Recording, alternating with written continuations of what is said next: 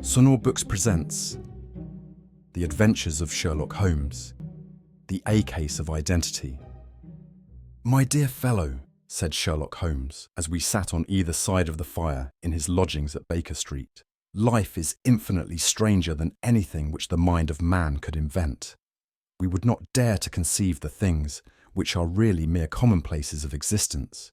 If we could fly out of that window hand in hand, hover over this great city, gently remove the roofs and peep in at the queer things which are going on, the strange coincidences, the plannings, the cross-purposes, the wonderful chains of events working through generations and leading to the most outre results, it would make all fiction with its conventionalities and foreseen conclusions most stale and unprofitable. And yet I am not convinced of it," I answered. "The cases which come to light in the papers are, as a rule, bald enough and vulgar enough. We have in our police reports realism pushed to its extreme limits, and yet the result is, it must be confessed, neither fascinating nor artistic. A certain selection and discretion must be used in producing a realistic effect," remarked Holmes. "This is wanting in the police report, where more stress is laid, perhaps, upon the platitudes of the magistrate than upon the details, which to an observer contain the vital essence of the whole matter. Depend upon it, there is nothing so unnatural as the commonplace." I smiled and shook my head. "I can quite understand your thinking so," I said. "Of course, in your position of unofficial advisor and helper to everybody who is absolutely puzzled, throughout 3 continents, you are brought in contact with all that is strange and bizarre. But here," I picked up the morning paper from the ground, "let us put it to a practical test. Here is the first heading upon which I come: A husband's cruelty to his wife. There is half a column of print, but I know without reading it that it is all perfectly familiar to me. There is, of course, the other woman, the drink, the push, the blow, the bruise, the sympathetic sister or landlady. The crudest of writers could invent nothing more crude.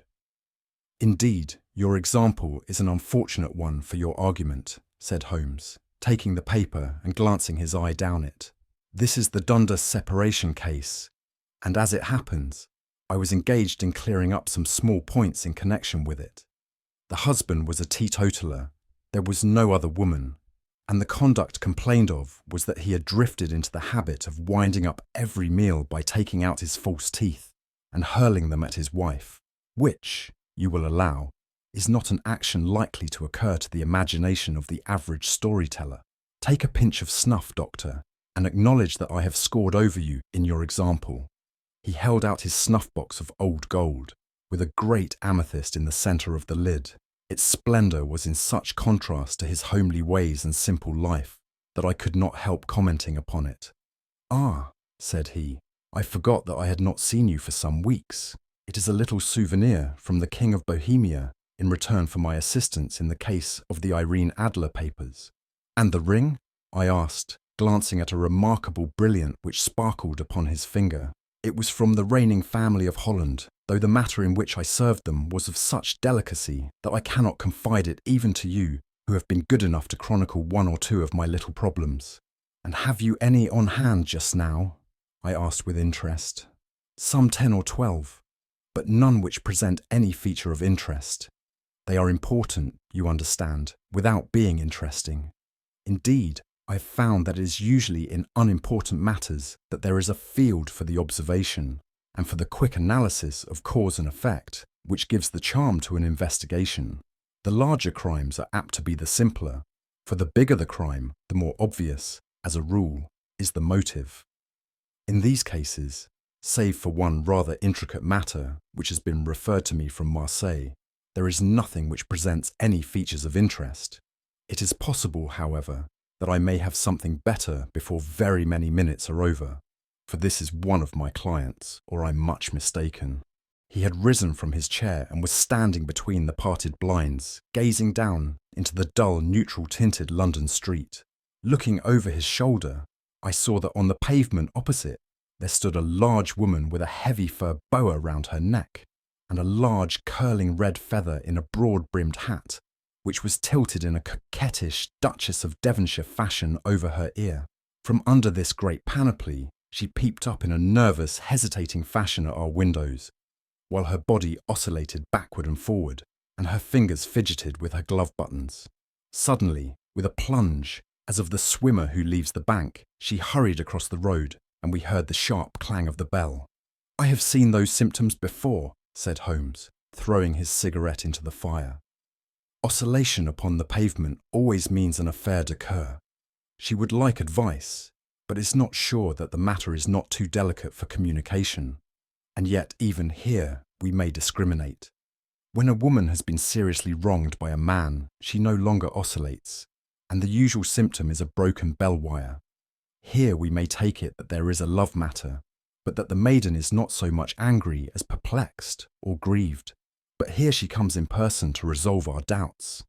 As he spoke, there was a tap at the door, and the boy in buttons entered to announce Miss Mary Sutherland, while the lady herself loomed behind his small black figure like a full-sailed merchantman behind a tiny pilot boat.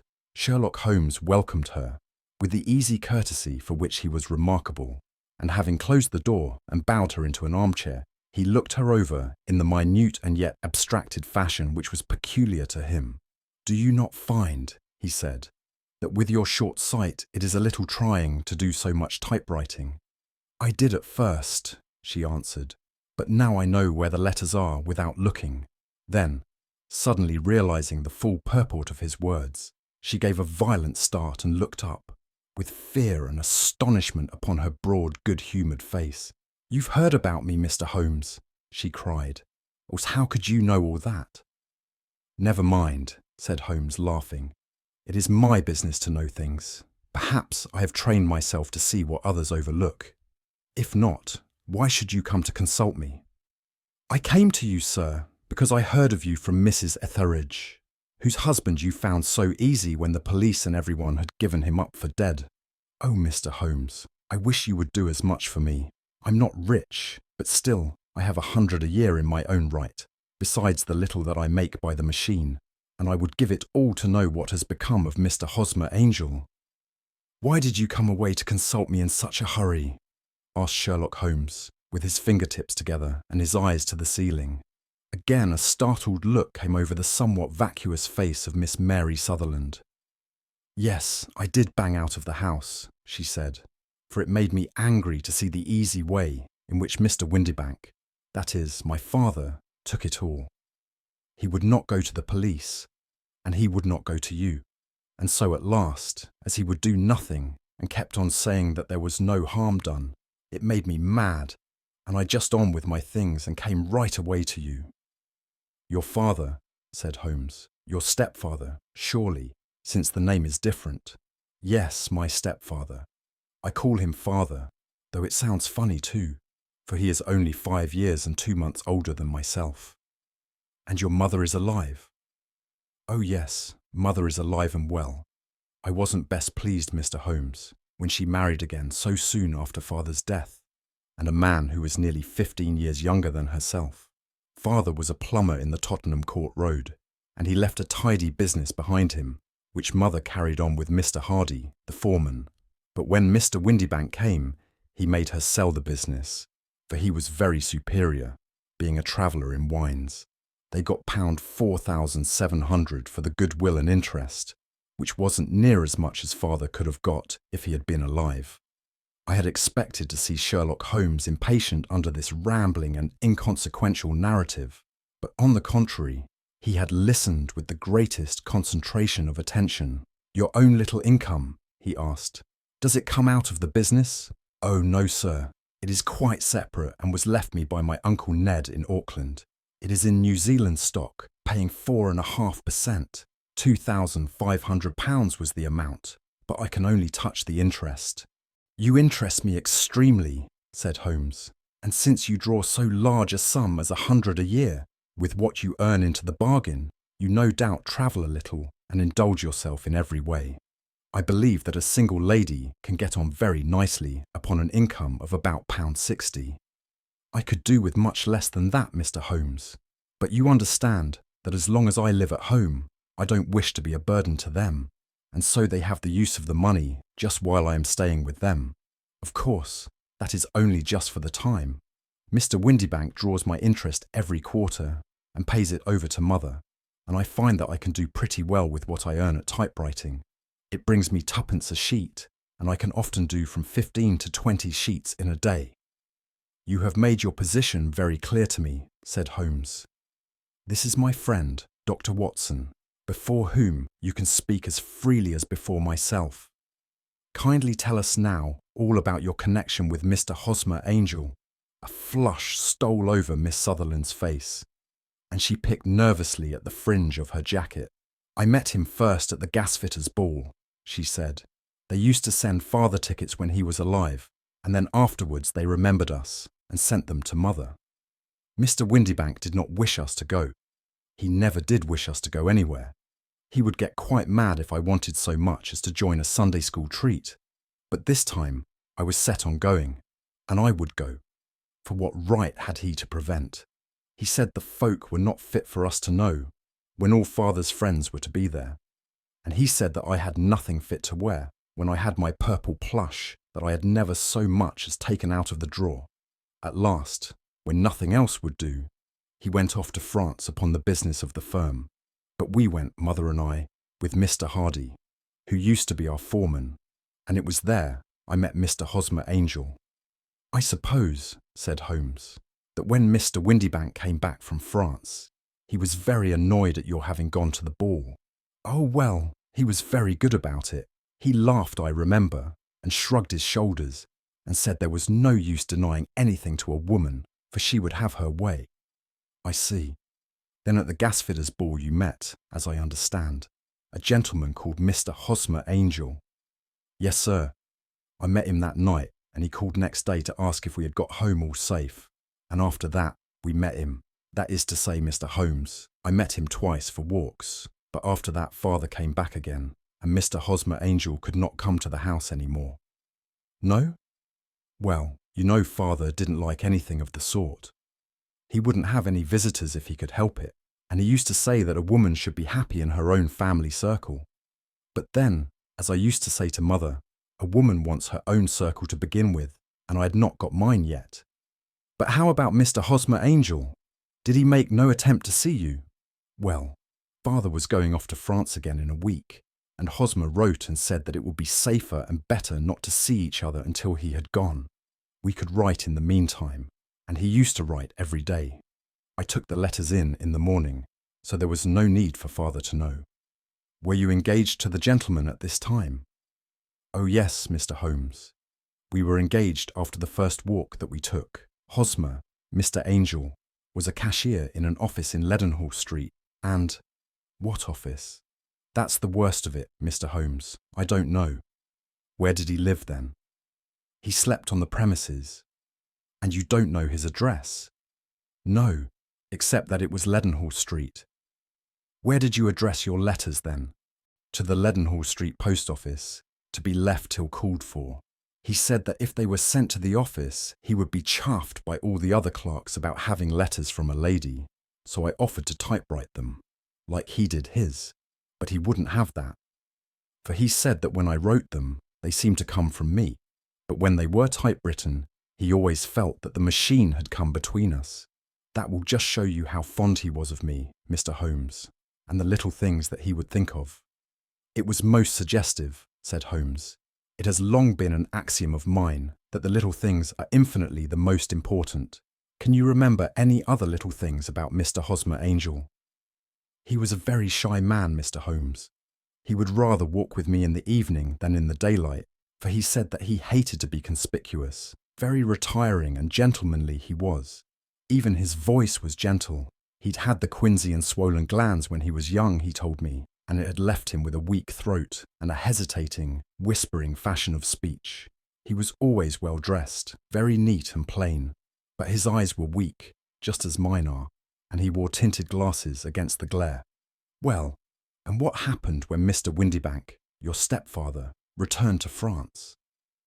Mr. Hosmer Angel came to the house again and proposed that we should marry before Father came back. He was in dreadful earnest and made me swear, with my hands on the testament, that whatever happened, I would always be true to him. Mother said he was quite right to make me swear, and that it was a sign of his passion. Mother was all in his favour from the first, and was even fonder of him than I was. Then, when they talked of marrying within the week, I began to ask about father, but they both said never to mind about father, but just to tell him afterwards, and Mother said she would make it all right with him. I didn't quite like that, Mr. Holmes. It seemed funny that I should ask his leave, as he was only a few years older than me, but I didn't want to do anything on the sly. So I wrote to father at Bordeaux, where the company has its French offices, but the letter came back to me on the very morning of the wedding. It missed him then? Yes, sir, for he had started to England just before it arrived. Ha! That was unfortunate. Your wedding was arranged then, for the Friday. Was it to be in church? Yes, sir, but very quietly. It was to be at St. Saviour's, near King's Cross, and we were to have breakfast afterwards at the St. Pancras Hotel. Hosmer came for us in a hansom, but as there were two of us, he put us both into it, and stepped himself into a four-wheeler, which happened to be the only other cab in the street. We got to the church first, and when the four-wheeler drove up, we waited for him to step out, but he never did.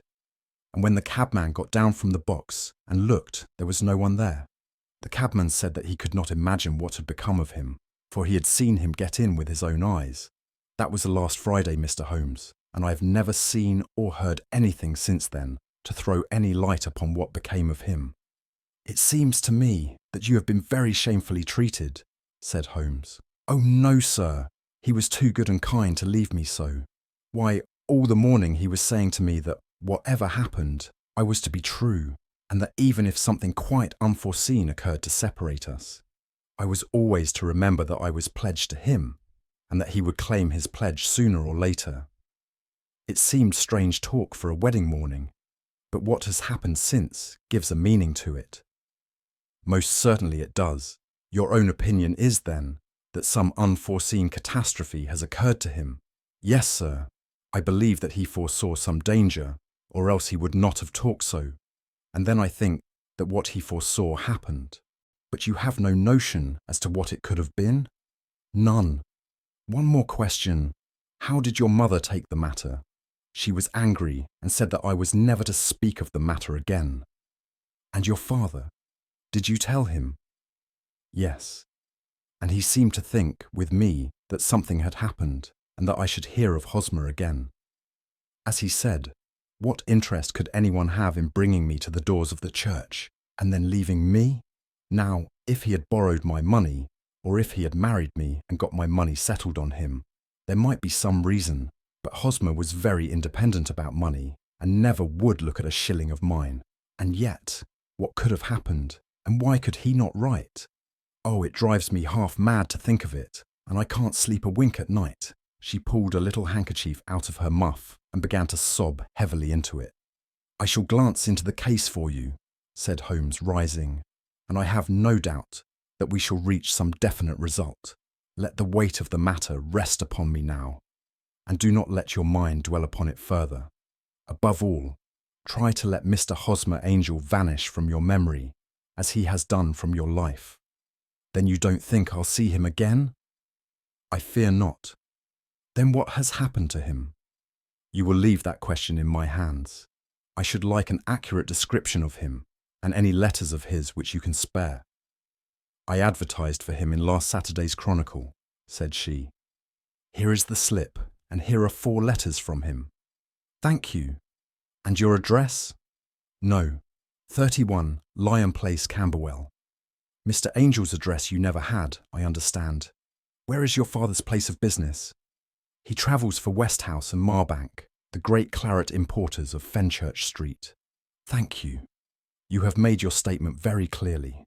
You will leave the papers here, and remember the advice which I have given you. Let the whole incident be a sealed book, and do not allow it to affect your life. You are very kind, Mr. Holmes, but I cannot do that. I shall be true to Hosmer. He shall find me ready when he comes back. For all the preposterous hat and the vacuous face, there was something noble in the simple faith of our visitor which compelled our respect. She laid her little bundle of papers upon the table and went her way, with a promise to come again whenever she might be summoned. Sherlock Holmes sat silent for a few minutes with his fingertips still pressed together, his legs stretched out in front of him, and his gaze directed upward to the ceiling.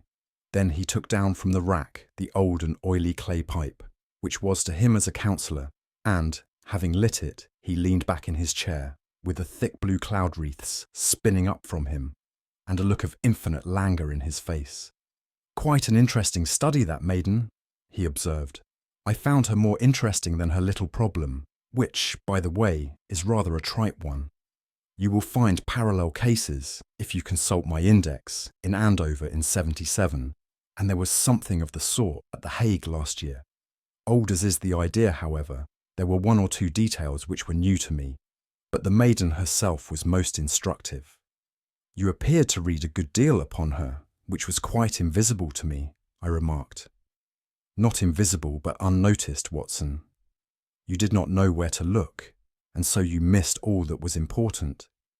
I can never bring you to realize the importance of sleeves, the suggestiveness of thumbnails, or the great issues that may hang from a bootlace. Now, what did you gather from that woman's appearance? Describe it." "Well, she had a slate-coloured, broad-brimmed straw hat, with a feather of a brickish red. Her jacket was black, with black beads sewn upon it, and a fringe of little black jet ornaments. Her dress was brown, rather darker than coffee colour, with a little purple plush at the neck and sleeves. Her gloves were greyish, and were worn through at the right forefinger. Her boots I didn't observe. She had small, round, hanging gold earrings, and a general air of being fairly well-to-do in a vulgar, comfortable, easy-going way." Sherlock Holmes clapped his hands softly together and chuckled. "'Pon my word, Watson, you are coming along wonderfully. You have really done very well indeed. It is true that you have missed everything of importance, but you have hit upon the method, and you have a quick eye for colour. Never trust to general impressions, my boy, but concentrate yourself upon details. My first glance is always at a woman's sleeve. In a man, it is perhaps better first to take the knee of the trouser. As you observe, this woman had plush upon her sleeves, which is a most useful material for showing traces. The double line a little above the wrist, where the typewritist presses against the table, was beautifully defined. The sewing machine, of the hand type, leaves a similar mark, but only on the left arm, and on the side of it, farthest from the thumb, instead of being right across the broadest part, as this was. I then glanced at her face, and observing the dint of a pince-nez at either side of her nose, I ventured a remark upon short sight and typewriting, which seemed to surprise her. It surprised me, but surely it was obvious. I was then much surprised and interested on glancing down to observe that, though the boots which she was wearing were not unlike each other, they were really odd ones, the one having a slightly decorated toe cap, and the other a plain one. One was buttoned only in the 2 lower buttons out of 5, and the other at the 1st, 3rd, and 5th. Now, when you see that a young lady, otherwise neatly dressed, has come away from home with odd boots, half-buttoned, it is no great deduction to say that she came away in a hurry." "And what else?" I asked, keenly interested, as I always was, by my friend's incisive reasoning. "I noted, in passing, that she had written a note before leaving home, but after being fully dressed. You observed that her right glove was torn at the forefinger, but you did not apparently see that both glove and finger were stained with violet ink. She had written in a hurry and dipped her pen too deep. It must have been this morning, or the mark would not remain clear upon the finger. All this is amusing, though rather elementary, but I must go back to business, Watson. Would you mind reading me the advertised description of Mr. Hosmer Angel?" I held the little printed slip to the light. "Missing," it said, "on the morning of the 14th, a gentleman named Hosmer Angel, about 5'7" in height, strongly built, sallow complexion, black hair, a little bald in the centre, bushy black side whiskers and moustache, tinted glasses, slight infirmity of speech. Was dressed when last seen in black frock coat, faced with silk, black waistcoat, gold Albert chain, and grey Harris tweed trousers, with brown gaiters over elastic-sided boots, known to have been employed in an office in Leadenhall Street. Anybody bringing, and see, and see. That will do, said Holmes. As to the letters, he continued, glancing over them, they are very commonplace. Absolutely no clue in them to Mr. Angel, save that he quotes Balzac once. There is one remarkable point, however, which will no doubt strike you. They are typewritten, I remarked. Not only that, but the signature is typewritten. Look at the neat little Hosmer Angel at the bottom. There is a date, you see, but no superscription except Leadenhall Street, which is rather vague. The point about the signature is very suggestive. In fact, we may call it conclusive. Of what? My dear fellow, is it possible you do not see how strongly it bears upon the case? I cannot say that I do, unless it were that he wished to be able to deny his signature if an action for breach of promise were instituted. No, that was not the point. However, I shall write 2 letters, which should settle the matter. One is to a firm in the city, the other is to the young lady's stepfather, Mr. Windybank, asking him whether he could meet us here at 6 o'clock tomorrow evening. It is just as well that we should do business with the male relatives. And now, Doctor, we can do nothing until the answers to those letters come, so we may put our little problem upon the shelf for the interim. I had had so many reasons to believe in my friend's subtle powers of reasoning and extraordinary energy in action that I felt that he must have some solid grounds for the assured and easy demeanour with which he treated the singular mystery which he had been called upon to fathom. Once only had I known him to fail, in the case of the King of Bohemia and of the Irene Adler photograph. But when I looked back to the weird business of the sign of 4 and the extraordinary circumstances connected with the study in scarlet, I felt that it would be a strange tangle indeed, which he could not unravel.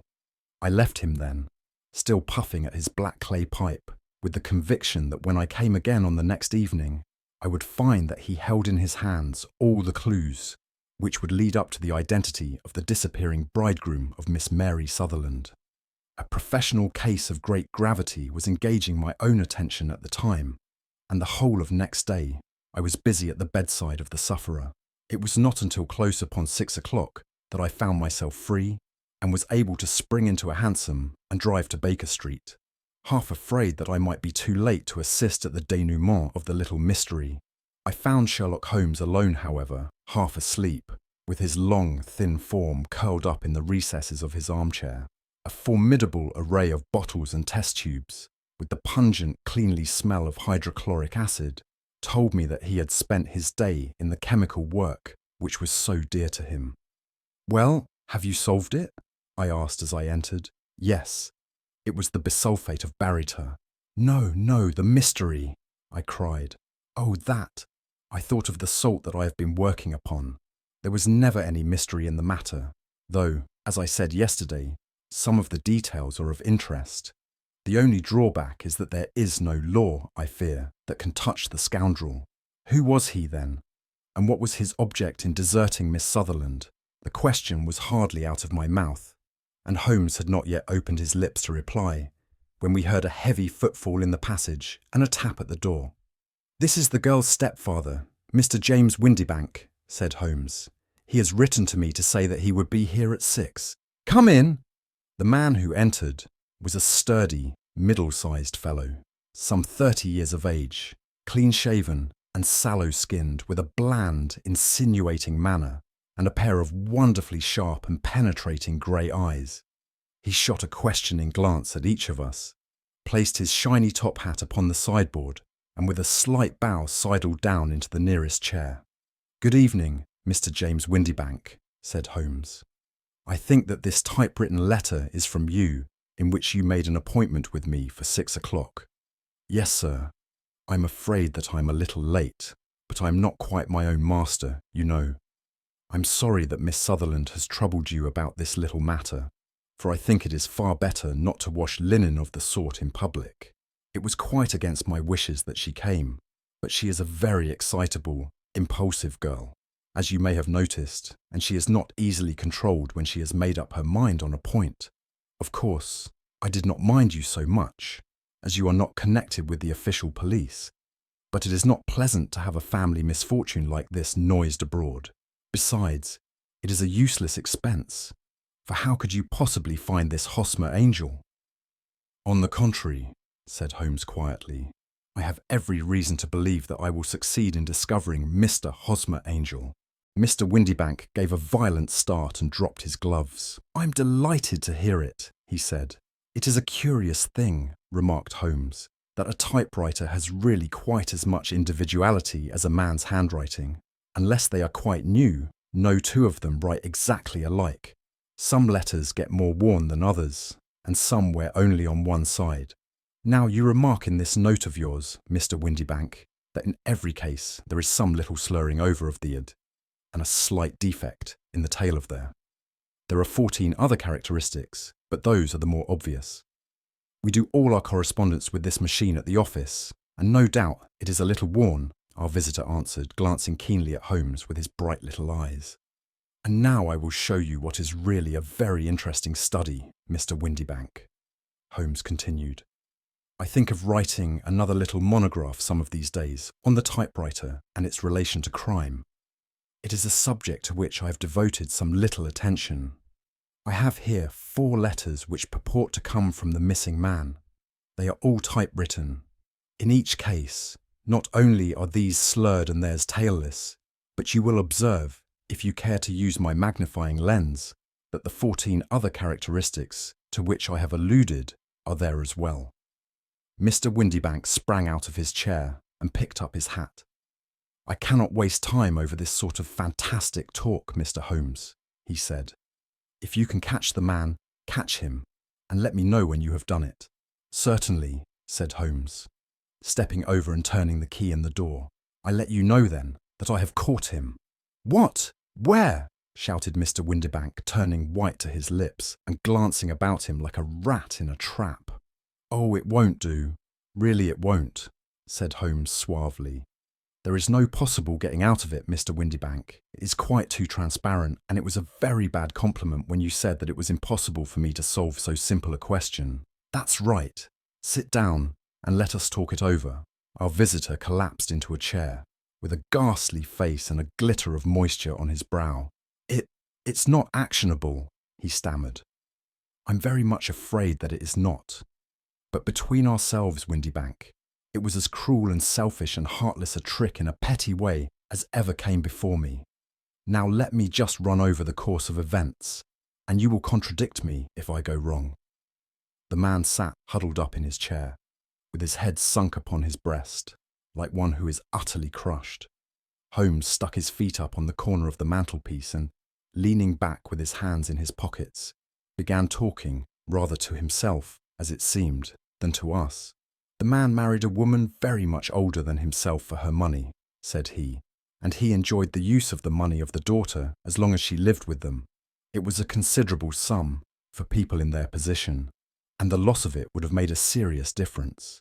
It was worth an effort to preserve it. The daughter was of a good, amiable disposition, but affectionate and warm-hearted in her ways, so that it was evident that with her fair personal advantages and her little income, she would not be allowed to remain single long. Now her marriage would mean, of course, the loss of 100 a year, so what does her stepfather do to prevent it? He takes the obvious course of keeping her at home and forbidding her to seek the company of people of her own age. But soon he found that that would not answer forever. She became restive, insisted upon her rights, and finally announced her positive intention of going to a certain ball. What does her clever stepfather do then? He conceives an idea more creditable to his head than to his heart. With the connivance and assistance of his wife, he disguised himself, covered those keen eyes with tinted glasses, masked the face with a moustache and a pair of bushy whiskers, sunk that clear voice into an insinuating whisper, and doubly secure on account of the girl's short sight, he appears as Mr. Hosmer Angel and keeps off other lovers by making love himself. "It was only a joke at first," groaned our visitor. "We never thought that she would have been so carried away. Very likely not. However that may be, the young lady was very decidedly carried away." and having quite made up her mind that her stepfather was in France, the suspicion of treachery never for an instant entered her mind. She was flattered by the gentleman's attentions, and the effect was increased by the loudly expressed admiration of her mother. Then Mr. Angel began to call, for it was obvious that the matter should be pushed as far as it would go if a real effect were to be produced. There were meetings and an engagement which would finally secure the girl's affections from turning towards anyone else. But the deception could not be kept up forever. These pretended journeys to France were rather cumbrous. The thing to do was clearly to bring the business to an end in such a dramatic manner that it would leave a permanent impression upon the young lady's mind and prevent her from looking upon any other suitor for some time to come. Hence those vows of fidelity exacted upon a testament, and hence also the allusions to a possibility of something happening on the very morning of the wedding. James Windybank wished Miss Sutherland to be so bound to Hosmer Angel, and so uncertain as to his fate, that for 10 years to come, at any rate, she would not listen to another man. As far as the church door he brought her, and then, as he could go no farther, he conveniently vanished away by the old trick of stepping in at one door of a four-wheeler and out at the other. I think that was the chain of events, Mr. Windybank. Our visitor had recovered something of his assurance while Holmes had been talking, and he rose from his chair now with a cold sneer upon his pale face. "It may be so, or it may not, Mr. Holmes," said he. "But if you are so very sharp, you ought to be sharp enough to know that it is you who are breaking the law now, and not me. I have done nothing actionable from the first, but as long as you keep that door locked, you lay yourself open to an action for assault and illegal constraint. The law cannot, as you say, touch you," said Holmes, unlocking and throwing open the door. "Yet there never was a man who deserved punishment more. If the young lady has a brother or a friend, he ought to lay a whip across your shoulders. By Jove," he continued, flushing up at the sight of the bitter sneer upon the man's face. "It is not part of my duties to my client, but here's a hunting crop handy, and I think I shall just treat myself to—" He took 2 swift steps to the whip, but before he could grasp it, there was a wild clatter of steps upon the stairs. The heavy hall door banged, and from the window we could see Mr. James Windybank running at the top of his speed down the road. "There's a cold-blooded scoundrel," said Holmes, laughing, as he threw himself down into his chair once more. "That fellow will rise from crime to crime until he does something very bad and ends on a gallows. The case has, in some respects, been not entirely devoid of interest." "I cannot now entirely see all the steps of your reasoning," I remarked. "Well, of course it was obvious from the first that this Mr. Hosmer Angel must have some strong object for his curious conduct, and it was equally clear that the only man who really profited by the incident, as far as we could see, was the stepfather. Then the fact that the 2 men were never together, but that the one always appeared when the other was away, was suggestive. So were the tinted spectacles and the curious voice, which both hinted at a disguise, as did the bushy whiskers. My suspicions were all confirmed by his peculiar action in typewriting his signature, which, of course, inferred that his handwriting was so familiar to her that she would recognize even the smallest sample of it. You see, all these isolated facts, together with many minor ones, all pointed in the same direction. And how did you verify them? Having once spotted my man, it was easy to get corroboration. I knew the firm for which this man worked, having taken the printed description. I eliminated everything from it which could be the result of a disguise, the whiskers, the glasses, the voice, and I sent it to the firm with a request that they would inform me whether it answered to the description of any of their travellers. I had already noticed the peculiarities of the typewriter, and I wrote to the man himself at his business address asking him if he would come here. As I expected, his reply was typewritten and revealed the same trivial but characteristic defects. The same post brought me a letter from Westhouse and Marbank of Fenchurch Street to say that the description tallied in every respect with that of their employee, James Windybank. Voilà tout. And Miss Sutherland? If I tell her she will not believe me, you may remember the old Persian saying, "There is danger for him who taketh the tiger cub." and danger also for whoso snatches a delusion from a woman. There is as much sense in Hafiz as in Horace, and as much knowledge of the world.